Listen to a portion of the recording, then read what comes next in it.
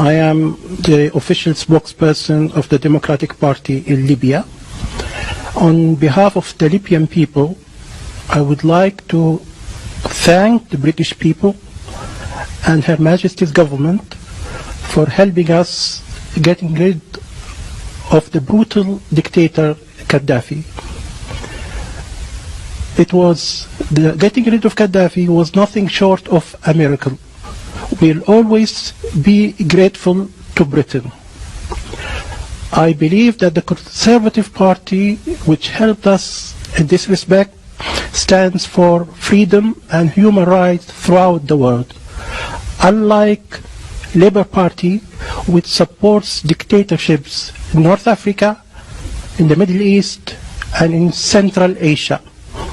For example, Mr. Tony Blair and Mr. Peter Mendelsohn used to be on the payroll of Gaddafi. They are still on the payroll of dictators in the Middle East and Central Asia.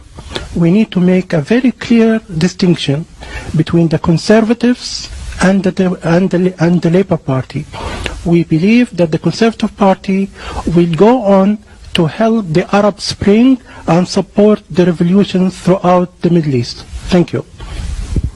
I was waiting for you pulling off a mask and revealing yourself as a comedian.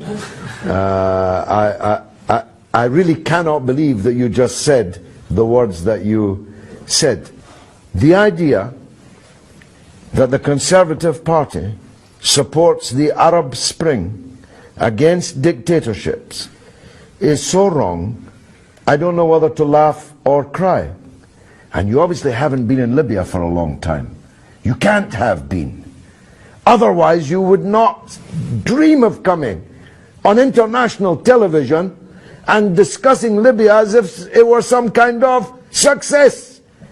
Gaddafi was everything you said he was. And it takes real genius to make Libya worse than it was under Gaddafi.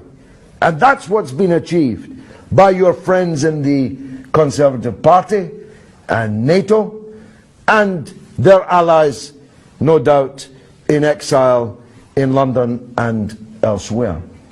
Libya no longer exists.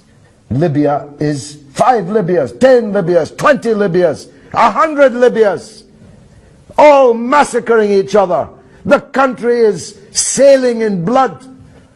Hundreds of thousands of refugees are jumping on boats to try and escape and drowning in the Mediterranean. Your country was bombed day and night by NATO. And now Sirte, which was bombed by the Americans when Gaddafi was in, is a self-declared part of the ISIS caliphate. Some success story. ISIS, Al-Qaeda, one brigand group after another, taking control of the airport, of the parliament, chasing out the government. How many prime ministers have you got? How many foreign ministers? It's an absolute catastrophe, Libya. And you come here in your nice suit, safe here in London, and hail it all as some kind of triumph, and you have the gall to salute the Conservative Party. Well, if the Conservative Party do to Britain what they did to Libya, then God help us. God help us, because they destroyed your country, which no longer exists. And you, presumably on some kind of payroll, come here and take your hat off to it. Be gone. Who's next? May I respond to that? Yes, please? you can. I am on the payroll of nobody, unlike you, who used to be on the payroll of Saddam. No, I've never been on Saddam's payroll, and I don't believe you're not on a payroll. You look very prosperous. How do you earn your living?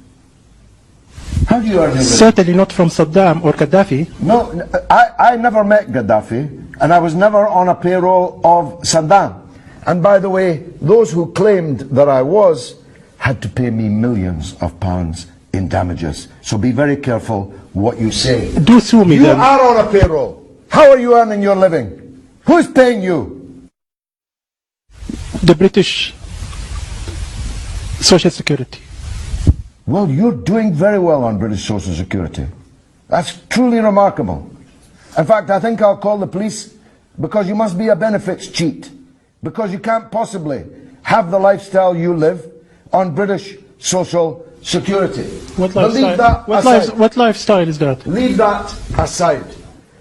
I don't know if you've just checked out for the afternoon from some kind of psychiatric unit. But if you are coming here on international television to claim that what's happened in Libya is a success, then you must be insane. If you're not on a payroll, you can only be saying this because you are unwell. Your country has ceased to exist. And you want to thank David Cameron for it?